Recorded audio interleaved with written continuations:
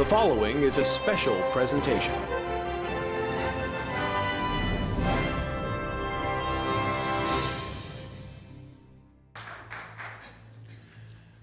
Good evening.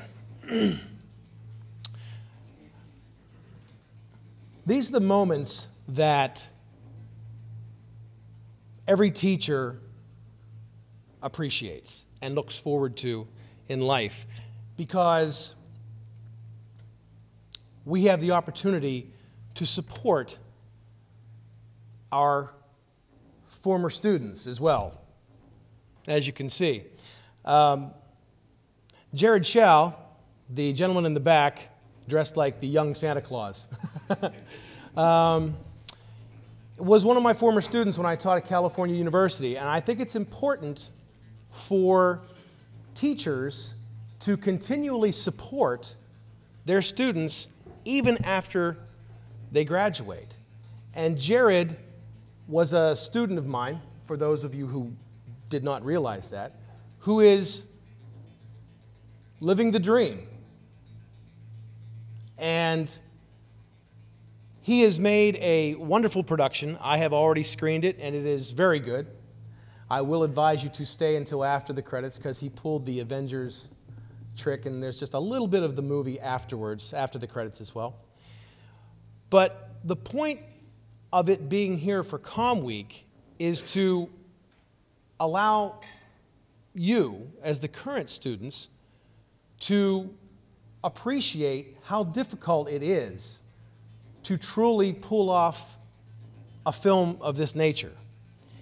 And if you've worked with the Bethany Broadcast Network or BCTV, you know it's a challenge to do a simple football game or a challenge to do a basketball game. He's done an entire film based on the legendary Bigfoot. And it's not a documentary. It is a comedy horror film, a lot in the vein of maybe Scary Movie, I guess. But the importance of it is immeasurable, because we wanted to present it to Com Week because it was shot here in the local hills of Pennsylvania, in that area. Jared lives in Los Angeles now. He is living that dream. And we want to try to inspire you to try to live yours, especially here during Com Week.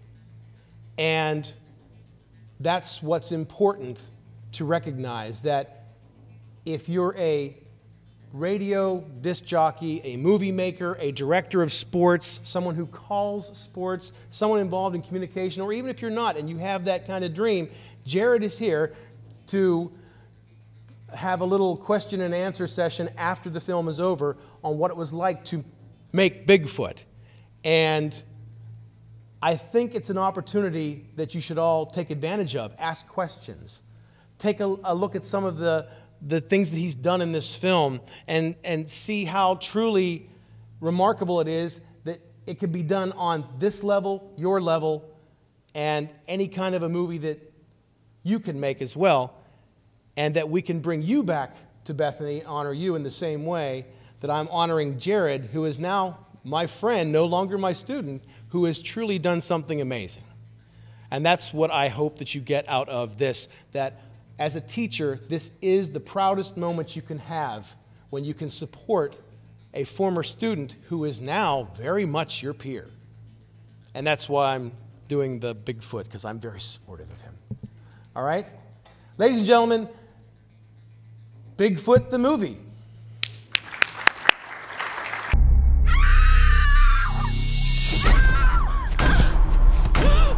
Becky! Where are you?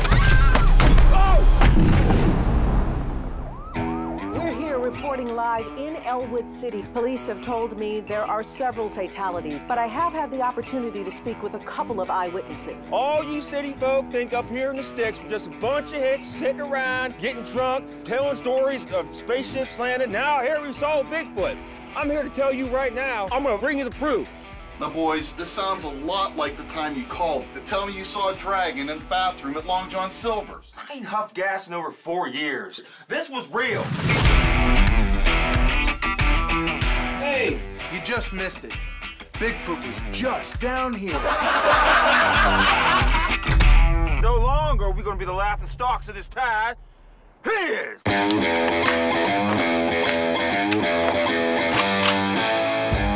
need to find this beast, and we need to kill him. We need to kill him down! Is it a crime to go out driving around, spotting deer, shooting shotguns, all while drinking beer? Yes, actually, those are all crimes. I'm an exterminator. That's what I do. I exterminate things. You know, pests, vermins, except humans, of course. Of course. We're gonna take Bigfoot, grind him up, turn him into jerky, and then we'll sell it to the town. I'll give you my world famous deer jerky recipe. That sounds good. Let's do this! Yeah!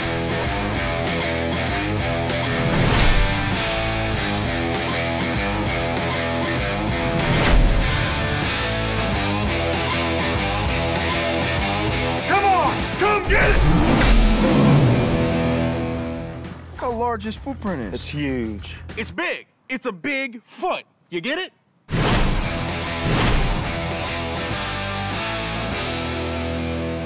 Thank you, Bethany College, for having me. I appreciate that. So now we'll just do the Q&A part. And to let everybody know, this is the first question I always get. There were no animals harmed in the making of this movie. Bigfoot's fine. He didn't really die. He's all good. So, anybody have any questions? Yes.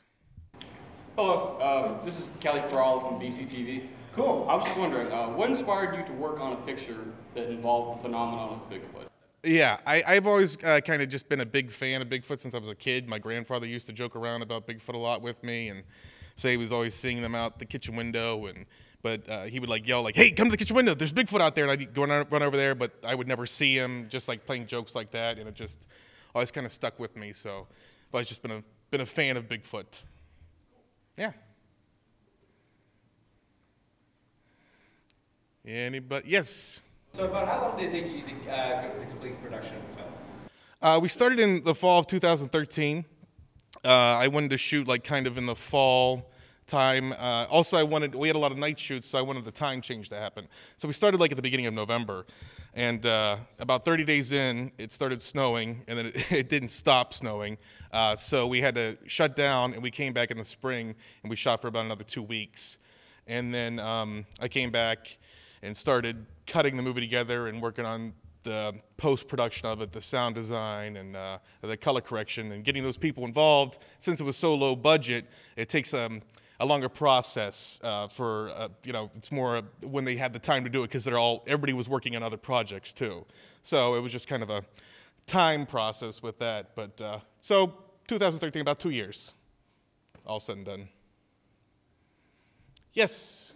Did your script go through a lot of revisions, or did you kind of go with your basic outline of it, or what? We had like an outline of the story of what we wanted to happen. I co-wrote the movie with Kurt Wooten, the guy in the mullet who plays Pittsburgh Dad too. I don't know if anybody's heard of him.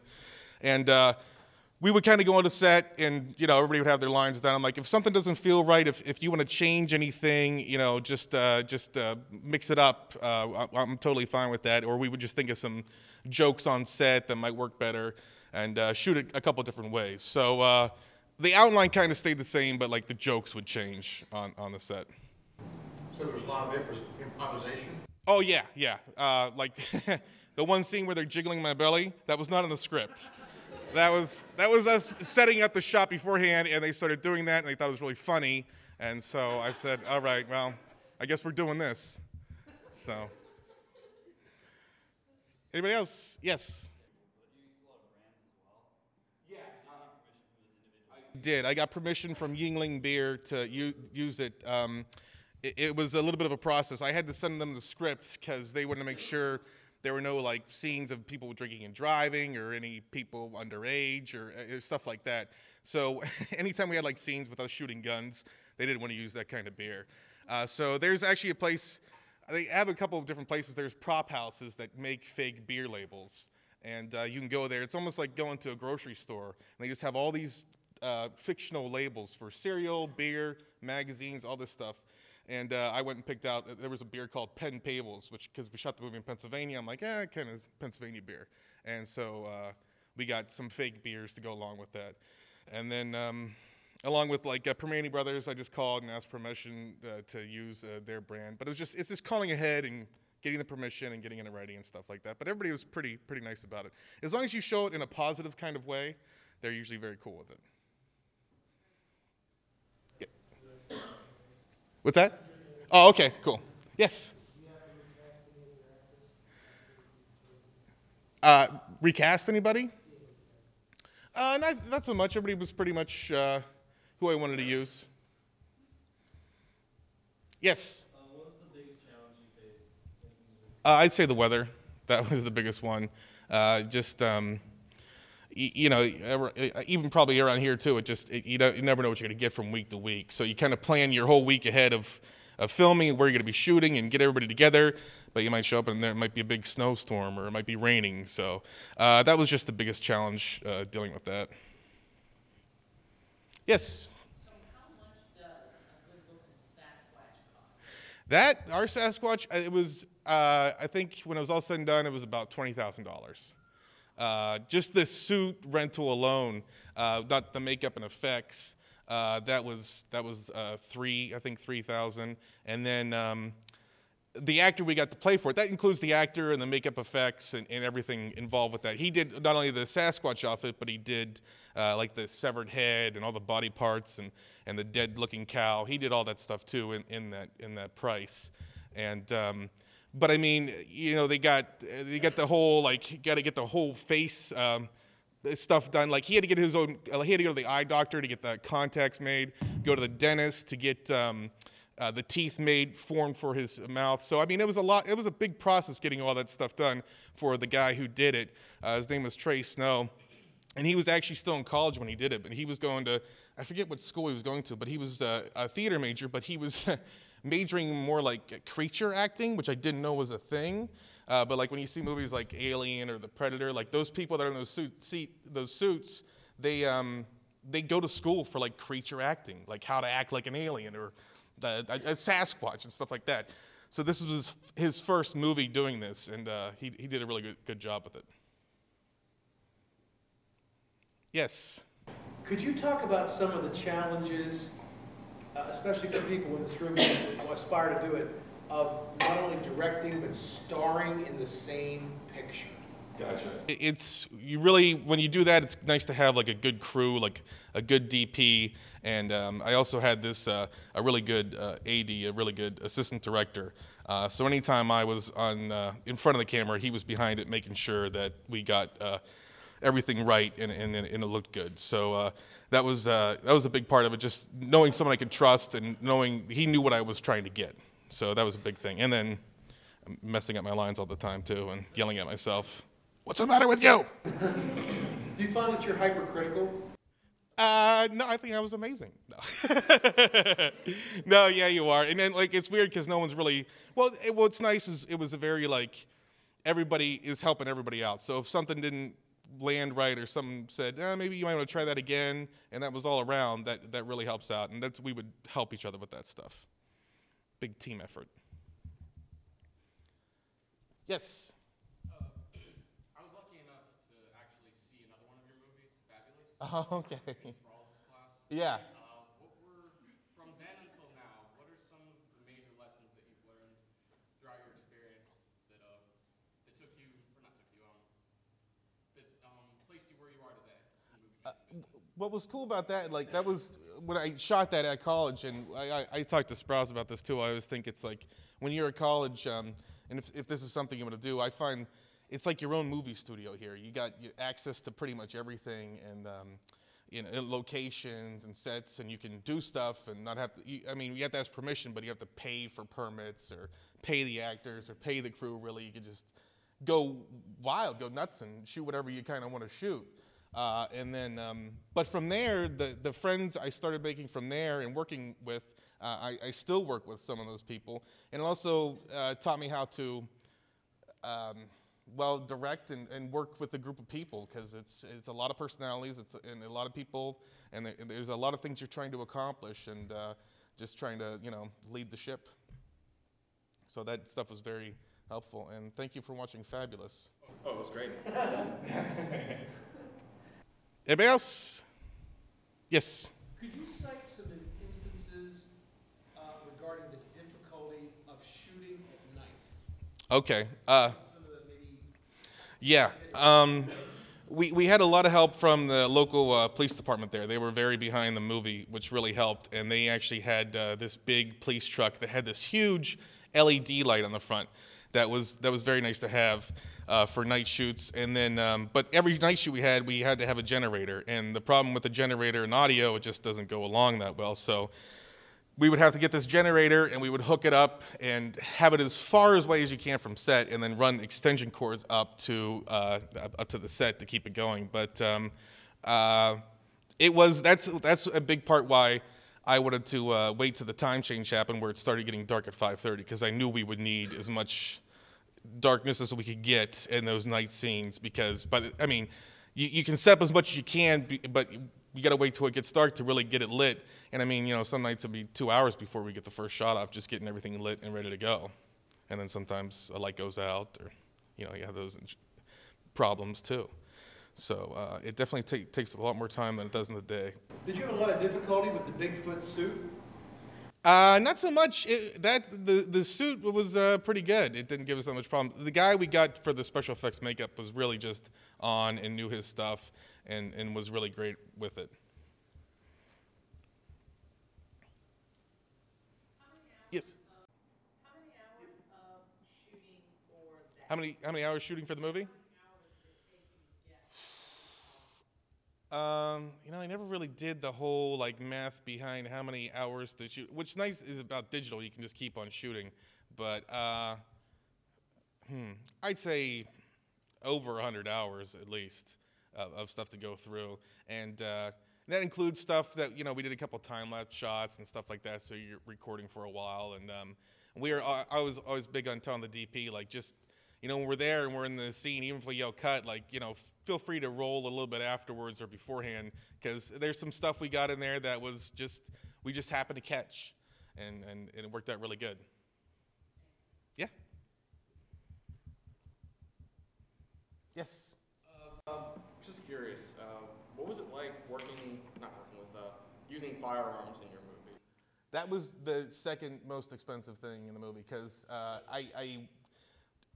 originally when we shot the fake trailer, we just used guns, whatever. But when you have talent on set and a lot of crew people, like, you got to be safe about that. So I had to hire an armorer who, they do this stuff where all the guns were, half were real and half were fake, but it's all blanks or you know, stuff like that. So, and that's very expensive. Like, blank bullets compared to real bullets are actually a lot more expensive. So, like that scene where we're all shooting at the fridge and the mattress and everything is, I didn't have a ton of money to work with, like, because of our budget. So I would get 3 takes with each gun to like use the whole clip. So that's why we do, like, well, we'll do our wide shot, and we'll do our medium shot, and we'll close up, and just one of each, and that's what we had to do, because you're counting those bullets as they go. So it was yeah, one of the most expensive things on there, but it was interesting seeing that side of it, and the protocol that you have to do for that stuff. Yes? What was probably your favorite scene to film? Favorite scene to film? I liked a lot of the scenes that I wasn't in, because I could just sit back and watch, and it was nice. But the one scene I really enjoyed doing was when the 4 main actors, when we're at the bar at the end in the mayor's house and we're doing the shots, which is just iced tea. But we just had a lot of fun, because we just did it in one shot, one take. But we just did a ton of different takes on it. And that was just a lot of fun, just going back and forth and all that stuff. So that's probably, it was inside and it was warm. It was nice. I didn't have to worry about the weather. Yes? How'd you come up with the idea to blow up Bigfoot? I was a big fan of Rambo too, with the bow and arrows, him exploding stuff, and Jaws. You know, they blew up Jaws in the first one. So, and I also wanted to make sure at the end of it that there was no evidence, so no one really believed the guys. So I'm like, well, we'll have to blow him up, I guess, or her. Anybody else? Yes. What made you make Bigfoot a girl? That was, I kind of want to do a little twist to it, because we always talked about like doing kind of a sequel to the movie too, which we might do. I think we're kind of in the process of it right now. the investors are very happy with this, and we just got a distributor with it, so it's in the process of happening. But I kind of wanted to do something where at the end of the movie, you see the guy, he hears the little Bigfoot. So I want to do like a female where she had a baby, because I thought it'd be really funny in the sequel to have Chuck raising a baby Bigfoot. And like, you know, give him a little mullet or a jean jacket and just, you know, walk around. I thought that'd be a very funny scene. So that's what we're kind of setting up the sequel. Yes? Seeing the success of Bigfoot the movie, does this make you want to work on other creature feature movies in the future? Yes, for sure. I've always been a huge fan of creature feature movies growing up. That's the kind of movies I'm very passionate about and that I like to make. So that's why I chose this one as the first one to do, and I would love to keep on. You know, there's other movies I would love to make if I ever get the chance, but the creature feature is definitely one of the things I'm most passionate about. Okay, thank you. Anybody else? Yes? What advice do you have about the film industry? If you're interested in getting it, I'd say start shooting stuff right now. You know, I've shot a lot of stuff before getting this thing off the ground. Just, you know, working on your craft, that you can call it, or just practice and just keeping sharp on it and just knowing all the fields of it. Because, I mean, not only did I shot the movie, well, I didn't shoot the movie, but I directed it, but I also edited the movie together, which was a huge thing that took a long time to learn, like in school. And then after school, a job I worked at was learning how to cut films and just keep on doing that stuff. So when the opportunity came up, I knew how to do that stuff, and I know what I'm talking about when you go into it. It's good to like know every kind of field you can in the production area. Out in California where I live, I've done, you know, pre-production, post-production, worked as a PA, worked as a camera assistant, done all that stuff just to know as much as you can about it, so you kind of have an idea of what you're getting into. But I say just always be shooting stuff. Yes? I noticed, I've known you forever. Yes. So, a lot of years. And can you talk a little bit about networking? Because I know I've recognized a lot of the same people in here that you've worked on in other productions. Right. And the advantages of maybe networking with even people, like to give some advice to them. Well, like, yeah, we were talking about like Fabius a little bit. People I've worked from then still work for now, because you know, it starts in life. You start working with people when you realize the people that you do want to work with and keep on working with, who make a good team or just have the same kind of ideas and focus. And like I mentioned about doing a lot of different jobs out in California, that was a big part of it too, like working on different sets, like, oh, I'd like to work with that person, or this person's really good at this, and just having that knowledge and just keeping that in mind when you do have the opportunity, like calling those people up and like, hey, I got a project, would you want to work on this with me? And hopefully they feel the same way about you. You've worked a lot on other stuff. I want everybody to understand. You've worked a lot on other stuff other than just college films and this one. Right. You did a lot for MTV. You did a lot with, was it Urban Legends? Yeah. And some other TV shows. Can you kind of elaborate how all of that kind of comes together to give you a background to get investors interested into something like that? Yeah, well, what would always help with those investors is like just knowing what you're talking about too. Like, hey, this is my idea for the movie, and having the fake trailer was good too. Like, so they had an idea of like what I have worked, what I have done, and know that I can do something like that. And then just saying the people that I've worked with and everything. And right before I got the movie done, I worked on for FX Networks at like an outside vendor where they'll hire your company to shoot stuff. And we worked on that show, Sons of Anarchy, from the beginning to the end, shooting all their behind the scenes and their previews. And we shot a documentary of their final season. So I would kind of like not name drop that, but let them know that I did work on other things and bigger projects, just so they know like that I know what I'm talking about or doing, to kind of get behind it in a way. Yeah, to trust it. And like, okay, well, he must know something if he's done these things. Anybody else? One last question. Yes. If you look back at college Jared Shaw, and if you had to give him some advice, knowing what you know now a few years later, what kind of advice would you give him as a filmmaker to achieve some of the success you've had over the years? I would have, I think even in college, I wasn't doing as much as I could have technology-wise with like learning how to shoot stuff and light stuff. I was doing some editing stuff, but there are other aspects I really wasn't doing, and I was always thinking, well, I'm just gonna direct, so I don't have to worry about this other stuff. And then I soon realized like it's good to know all that stuff, so you know what you're talking about. And you know, like lighting a shot for a movie can really take hours. It can take 3-4 hours if you really want a well lit shot. And you know, in college, I would just like throw up a light and like, okay, you can see the person, we're good to go, you know. But you know, it really can set the mood for something, and it's good to know. So when you go on set, and because I've seen it on other projects I've worked on, being a PA or something, and the director comes on there and he's flipping out because the shot's not ready to go, but you can tell they're trying to take their time and make it the best looking shot they can. But if you don't have like a background knowledge of that, it just makes you kind of look like an idiot, you know. Cool, awesome. All right, thank you, everybody.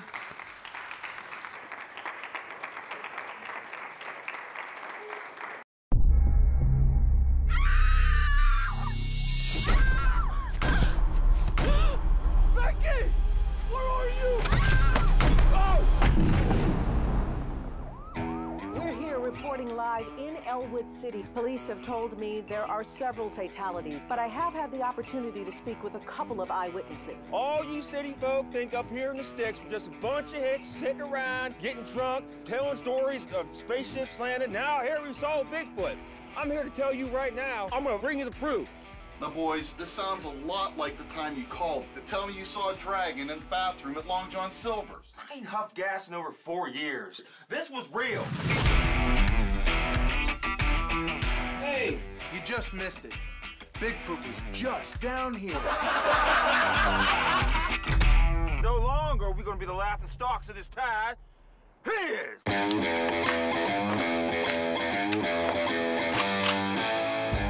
We need to find this beast, and we need to kill him. We need to kill him dead! Is it a crime to go out driving around, spotting deer, shooting shotguns, all while drinking beer? Yes, actually, those are all crimes. I'm an exterminator. That's what I do. I exterminate things. You know, pests, vermins, except humans, of course. Of course. We're gonna take Bigfoot, grind him up, turn him into jerky, and then we'll sell it to the town. I'll give you my world famous deer jerky recipe. That sounds good. Let's do this! Yeah!